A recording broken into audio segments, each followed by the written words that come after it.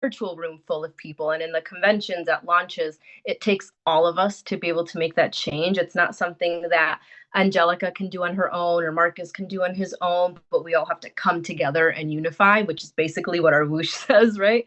And then also, there's a lot of things, but the last one is that we are changing financial education in North America, and it isn't Wall Street doing it. It isn't the fancy financial advisor doing it, but it's people that come from Main Street, as we can call it, people like me and like you that make all these changes possible. And so when I was sitting in that arena back in 2018, that's what I felt. I just felt like, oh my gosh, I can do so much change in my life and other people's lives, and it's actually brings something of value to the table. It's not candles, it's not protein shakes, it's not, it's not any of that. It is something that, like, it is a lot more deep. So we do have a really big responsibility, and we have to deliver to our communities, because I know we sell, we recruit, yes, that's part of our business, but what we do for the families that are sitting in front of us goes beyond just them being a number, and goes beyond just them being, like, oh yes, I got a result in the day, but it really affects people. And I'm sure you guys have all experienced it, having clients, get emotional when you're talking to them, or having clients, like, want to go the extra mile, like invite you to their homes and do all these things, because we're really making a very, very deep change in people's lives. So I don't want anyone to forget that. And I also don't want myself to forget that, because sometimes along the way, you can kind of just focus on, okay, I need to get these numbers in and I need to call the team and da, da, da, which is all things that we need to do. But we also have to, like, refocus and remember why we're here. So a lot of my training is going to go with this. It's just practicing what we preach. So the same concepts that guided, I'm going to use myself as the poor person, okay? So the same concepts that guided me as a 19-year-old, inexperienced, I was just like a babysitter, a dog sitter, a hostess. I was doing whatever little mini job I could do at the time. So the same concepts that guides the person with maybe not that much income are the same exact concepts that guide the person with a lot of income. Because as you go through being in the business, you are going to encounter clients that have very big net worths, or are like upper middle class, high class business owners. And it is the same concepts that you should be sharing with them. You shouldn't have to, number one, never change the system, but you shouldn't have to at all, with no matter what client that you have in front of you. And why? Because our concepts that we have in our SYF book, they're relatable to everyone, okay? The concepts that you're seeing in the Saving Your Future book is relatable to the college student, as it is to the single mom, as it is to your doctor, as it is to the teacher. It goes across the board. That's why this is the number one tool that we should be using in the field for our recruits, for our clients, just for our prospects in general. So we've had a very successful month. I wrote all this down because I am one that can get very much sidetracked. So I want to just stay, pretty focused here. Our team has had a very, very powerful January. We're 20,000 points off from having a 100,000 point submission in our teams within my base shop and Kaylee's base shop together. We just all work together. Okay. So it's great. And a big part of the reason why that is, it's not because we're the best recruiters, because we are not. We very much have to work on that. And it's not because we're the best sellers, because we are also not. We have to work on that as well. But it's because we aren't selling IUL when we're sitting down at our appointments. We're leading with education. Our conversations stem from the concepts, and that's what gets us to have a very high closing rate, no matter the size of the policy or whatever we're doing. But when you lead with education, you have a broader conversation with the person that you have in front of you, or the family that you have in front of you, and it leads to a higher closing rate. So page 6 of your Saving Your Future book, okay? That's when we come in and we tell the person, hey, I'm going to show you how to make money. I'm going to show you how to save money. I'm going to show you how to invest your money. And I'm going to show you how to protect your money. Why? Because you might be making money at your job, but it's not enough. That's where we bring in the business, right? You need to save your money because 9 out of 10 times you're telling yourself that you want to be a better saver, but you're not doing that at all. How much have you saved? What is your saving goal? No one actually follows through with it, right? Number three, we need to invest our money because our money has to work for us as well. We can't just trade our time for money when our money can also be making it as we sleep, as we do our daily activities. Um, and number four, we need to protect our money because there's a lot of factors in the outside world that we have zero control of. And we need to make sure that our money is still there yesterday, today, and tomorrow, no matter what's going on in the world. This is page 6 right there, just with those 4 bullet points. That's the icebreaker. That's the, hey, we're getting down to business. Page 7, you see your financial foundation. I'm just going to go through it quickly because I know we all know it here, right? But protection, 3 things are going to happen in this lifetime. Premature death, you're going to get disabled, or you're going to live a long life. You just have to put it down on the table and tell the person in front of you the reality that they're going to face. The one that's most expensive is getting disabled because that one is like the in between phase where it's like you pass away, well, there's, the funeral and then it's done. But you live a long life, okay, that's great. But getting disabled, that one is the one that is going to liquidate your funds very quickly. Okay. And we make that very real. We give them examples. I don't want to talk, too much about that, but we focus on protection. Not just life insurance. Do you have health insurance? Do you have car insurance? Do you have all the insurances, right? Because that really gets them to think. You need to be covered on all angles. Debt management. I know you have debt. So how are we going to get you from your 4-figure, 5-figure, 6-figure debt to zero? Because we can make a plan for that. You just need to bring me your statements and we're going to sit down and we're going to tackle this. But you need to let the person that's sitting in front of you know, hey, debt roll up, we can do that, but 99% of the discipline and responsibility falls on you, Jonathan, falls on you, Ashley, because I'm not the one that's going to be paying your bills, but I can keep you accountable if you're willing to meet me halfway.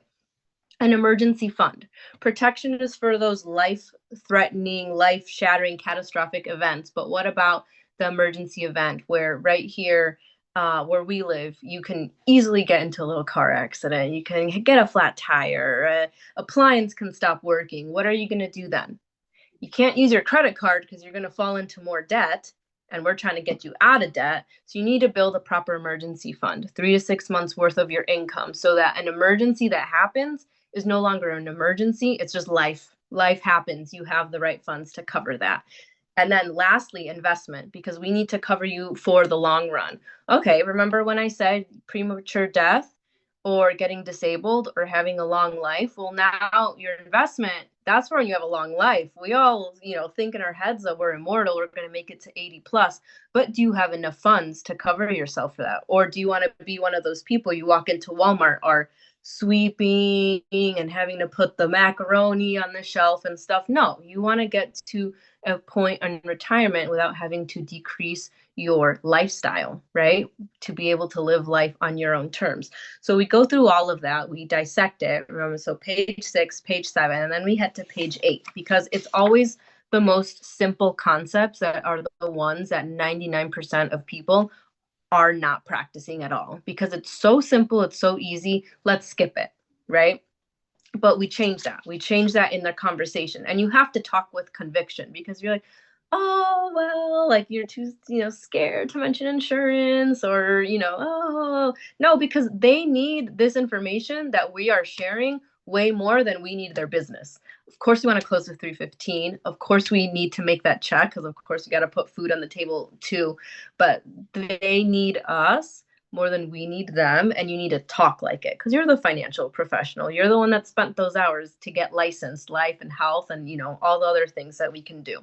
So page 8 is pay yourself first, because are you really doing that? Paying yourself first doesn't mean buy yourself a new pair of shoes, get your nails done, do, like buy your kid ice cream. No, pay yourself first means, am I taking care of my financial responsibility, of my financial future first? What am I doing to make sure my kids have enough money for college? What am I doing to make sure that I have enough money for retirement? So are you paying yourself first? A lot of times when I bring this concept up, the person in front of me is just like, crossed arms and just kind of like, oh yeah, because it's such a simple concept. People are like, okay, really, you're going to talk to me like I'm a child? Yeah, because you're not saving 5, 10, 15% of your income or more. So if you're not doing that, I know that you're in the hole. Okay, and you got to climb out of that before it's too late. So when you see that little section right there, I mean, you can talk about that. That can be a 2, 3 minute part of your appointment right there. Mhm. And it says right here, I have it open. Doesn't it make sense to pay your family first before paying other people's bills? So you're putting your family second because cable's more important. You're putting your family second because having the fancy car is more important. You know, you don't even need to be mean to them, but we're just having a real talk right here on the new gen call. So when you talk about these concepts, so page 6, 7, and 8, you go from having someone that tells you, hey, I can set aside $100 a month, to, hey, maybe I can set aside two, three, four, $500 a month, because you're not talking about an IUL and you're not talking about insurance. You're talking about what are you doing to be responsible for your financial future. That's very important. Today, I had a teammate who wanted to get some more insurance because of things going on in the team right now with just people getting all these illnesses and whatnot. And she was like, whatever $100 a month can get me. Okay, so we're playing with the illustrations and blah blah blah, and it ended up being something that she's doing $215 a month. But why? Because she told me, you know what? I spend so much money on things that just drain my wallet. If I have a premium that's higher than what I think I can do, it's going to keep me more responsible to not be spending money on, okay, I want gum or I want this or I want that. So it goes her account with 215 instead of 100. And does that necessarily change my commission, my points? Not really. The target premium was still, the same. But what makes me happy is it helps that person, that's going to change their financial future. And then, whatever, commission is good too. And we put up another, 2,000 points on the board. But what's important is their financial future, because you're not messing around with light subjects here. So, what happens is that when we're in appointments, we give people the vision that whatever they want in life is achievable. And the conversation is very different when you tell them, hey, since your financial future is in your hands, you can do whatever you want with your life as long as you start to be smart about your decisions. It's a very different conversation than, you need insurance because do you have enough for a funeral? And then people are just completely, their brains are off. You lost them already. And all of this is just going straight from this book right here. There's never anything else that we use in appointments besides this book. All right. Because what's on the cover? What is it called? It's called Saving Your Future. It's not called Get Life Insurance. Okay. So you need to talk like you're going to save their future. Because, and I wrote this down, okay, your future is saved when you can live life on your own terms. When you have freedom, lifestyle, purpose, and flexibility. That's when your future is saved. Your future is saved when you can send your kid to college with zero debt. Your future is saved when you can take care of your aging parents and also your children. Maybe if you don't have children, take care of your grandparents too. Your future is saved when you can pass down financial literacy to your generations, and it doesn't become just a singular thing, but it becomes a generational thing. And your future is saved when you don't need to worry about bills. It's not being stacked. You're not getting into more debt. Your future is saved when you don't have to put your dreams aside. And that's what you need to tell the person that's sitting in front of you, whether they join or not, whether they buy or not, because they know that you are there for them and not just to sell them something. Does that make sense? So it's super powerful when you take that different approach into your appointments. Okay, let's keep going. You gotta tell them to think differently through a concept. Okay. So if we get to page 11, we're at rule of 72. Okay. And here you can spend some time here too in your appointment. So rule of 72, we all know, okay, 72 divided by the rate of return that you're getting gets you roughly an estimate of how many years it's going to take for your money to double. Okay. It's the eighth wonder of the world, you guys. So most people haven't heard of this. And if they had, it was never taught to them on a personal finance level, but more on a corporate finance level. Because there's few people, that are finance majors and this and that, but never talk about anything personal. So rule of 72, and you can ask them, do you understand interest rates? I don't know, maybe. Do you know you can make interest rates work for you? It's not just always debt.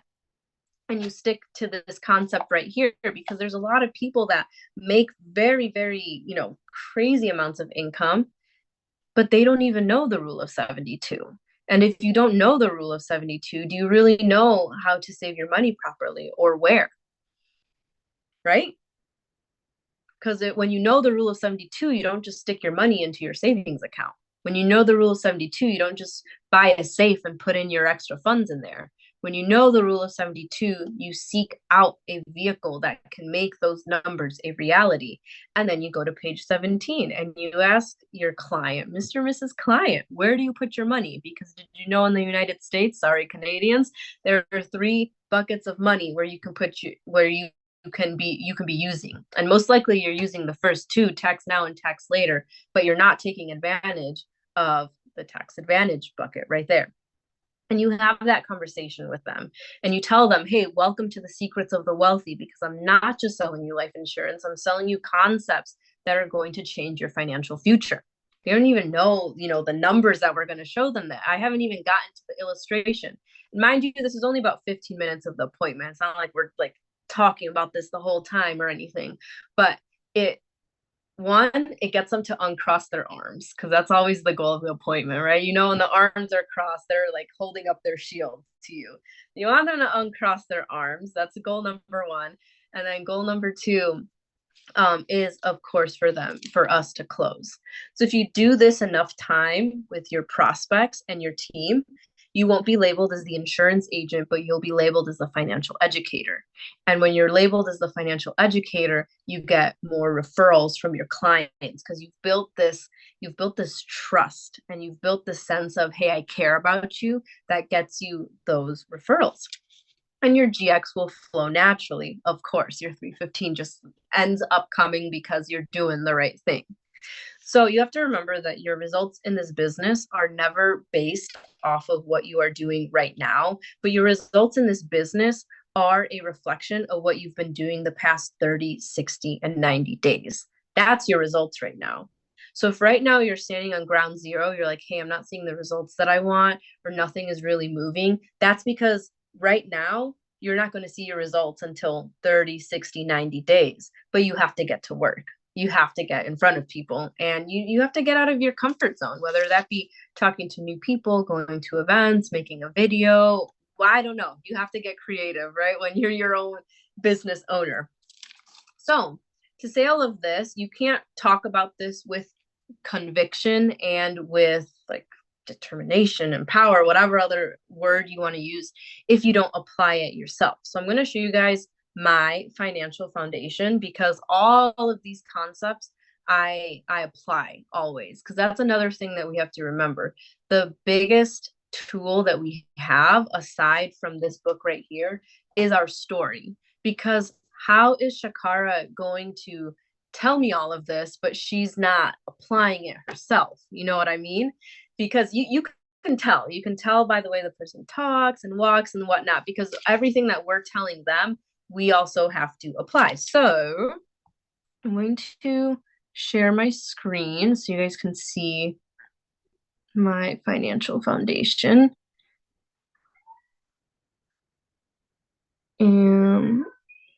Okay, so it's right here. And basically, when I started learning about all of this and got into WSB and whatnot, before that, I wasn't really a financial savvy person. Just like everyone else, you have to save, and you have to, do better with your finances, but that wasn't really the case. I was also 19, so across the board, proper protection, didn't even know what that was at all. They told me insurance, I'm like, I don't even know what that is. So 0. And debt management is also 0. So that one's the good one. But my emergency fund is also 0, because my emergency fund back in 2018 was my parents. So no actual emergency fund of my own. And investment also zero. Because I was like, I don't know. I did not want to hear about investments. I'm like, I don't want to hear about like crypto or the apps or financial vehicles. It was way too confusing to me. So I was like, oh, it'll figure out itself later, right? Just like how all of our people say, it'll figure out itself later. And my current situation as of right now, January 2024, is that personally, I have $1.2 million of proper protection. I didn't off the bat get a massive policy. I started off with, baby policy of $200,000 shortly, right around the time that I joined this business. And of course, as you're learning and going to the office and attending the meetings and just feeding your brain with really good knowledge, you want to have more. You're like, hey, I'm not worth $200,000. I'm worth way more than that. I still think I'm worth more than $1.2 million, but we're going to keep on increasing that number. But I'm very proud of having that in my household between my parents, my brother, my grandparents, and myself. We have $9 million in coverage because we are big believers of having proper protection now, thankfully, because of the campaign, because of the workshops, because of the events like launch coming up. So we do have a lot, and all the other families that we service as well.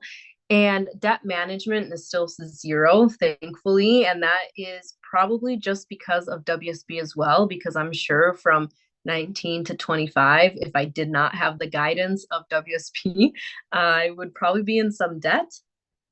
And my emergency fund, this one's like my baby. I love my emergency fund. I have $20,000 in case of an emergency, and I keep it at that level because that's all I need right now. Any extra I just throw into my investment. But this one is super helpful for me because I tend to have emergencies pretty often. So we have it taken care of.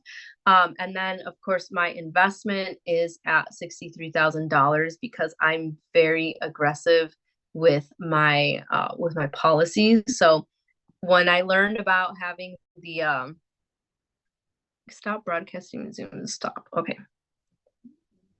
Sorry, sometimes I stop the broadcast and then I leave the whole Zoom. I did that yesterday on our team Zoom. So, anyways, I'm just a big believer in all of the concepts that we apply. And earlier in the business, when it's slow, when you're starting it up and stuff, I was like, okay, there's two things that I can do.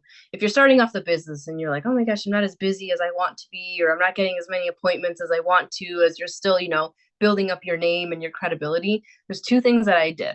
So one was never miss a meeting. I treated the office like school. I was like, I have class Tuesdays, Wednesdays, and Saturdays, and I have to attend. And then number two is I'm going to put into practice all the concepts as much as I can because I knew there was going to be a future. And even right now, I know there's an even better future where we have nonstop influx of clients. And I want to be the best example that they can see. Because how are you going to tell someone to be smart about their money and then not be smart about their money, and now it's so easy to close, all the accounts that we submit is 500,000 up. Why? Because we've seen the stories, whether they're my personal clients, my parents' clients, one of you guys, someone on WSB community. We see the reality of what it is to need living benefits. We see the reality of what it is to need long-term care and having a will and having final expenses and having no debt. So you speak with more conviction. And I tell the people that are sitting in front of me, of course, if it's in their budget, right? Like you're never gonna have people like, oh, how am I going to pay for this? But you tell them, if you get less coverage, you're going to be mad at me when you need to use it and it's not enough, right? They're going to be mad at you. Why didn't you tell me to get more? Why do I only have 150,000? Why do I only have 200,000? And I know that because I did the same thing to my parents. Once I got the concept of what it is to have a policy and what cash value is and what 7 paying is, I told my parents, I was like, $200,000? Do you think that's all I'm worth? So if I did that to people that I know personally, can you imagine how your clients are going to be when they actually need to use their policy and it's just not enough or not as much as they wanted? So you need to tell them that you're going to come at me if you don't have enough, and I need to make sure that you and your family are okay. So we do that. I also always show my prospects and my team my accounts because I want them to see that it's real. Because of course the concepts that we talk about, they're so simple, but they're not commonly heard because your banker doesn't tell you the same information, and your investment advisor doesn't tell you the same information, and your accountant doesn't tell you the same information. So you might be a little hesitant. So I've just full transparency. I'm like, these are my accounts. That's why I keep the little 200,000 one, because I'm like, it's okay to start small because look at how you can fund it. That one's fully 7 paid. And then I also show them the bigger one because it's like, when this business takes off, or even someone that doesn't join the business, they're like, okay, I'm going to stick to my job. That's fine. When you get a promotion or whatever, what are you going to do with that extra income that you're getting? Keep on pumping your financial foundation and be that example. Does that make sense? It's very, very powerful. I don't know. And I take it as just a very big, like, I don't know, like social cause activist, like not just a financial person, but like I'm like, this can change your generation. So you just speak with all of that, with that conviction. And that's how, our team has gotten to having almost 100,000 points submitted in the base shop. Not because it's our goal necessarily. I mean, of course it is, but just because we're going out there and because we have so many things going on. The people that say, no, I have to think about it, or, all of that, it doesn't matter because we keep going and we keep going and we keep going. And it doesn't cause us to just, tear down or break down emotionally. So that's not how it always was. Don't get me wrong. There was times of drought, but in those times of drought, it was those two things that I would do: consistently go to the office, never miss a meeting, and apply those concepts as much as you can. Live below your means, pump up your financial foundation so that when it is your time, when the alignment comes in, where you do start to get more business and you do start to get more involved in WSB, you are a good example for the community. So that's super powerful. I tend to talk pretty quickly when I'm training. That's all I have for you guys right now. And I was looking at the time and I'm 15 minutes early. So I have to learn to talk slower. But I guess if anyone has comments, questions, observations, we can do that. But if we don't, I'll pass it on to Kaylee. But I just want everyone to be very conscious of this one thing. Closing notes, okay? Is that don't quit because you're not just working for the people that you're servicing, but you're also working your own financial foundation. The moment you get disconnected from the way WSB helps you think and change your habits, it kind of all deflates. So don't quit. Take care of your financial foundation like it is your child, like your baby. You want to handle it with care. And just speak with conviction, because what we can offer people is way more than their understanding, and even ours sometimes too. So don't give up. Keep on working at it. That's why we have this chat. That's why we have WSB community. And I'll actually conclude with that. Okay. So thank you so much. I'll hand it over to Kaylee. Incredible, Danae. Thank you, Marcus. Yes, great job, Danae. Like she said, if any of you do have any questions, comments, concerns, hopefully no concerns, we can take those real quick.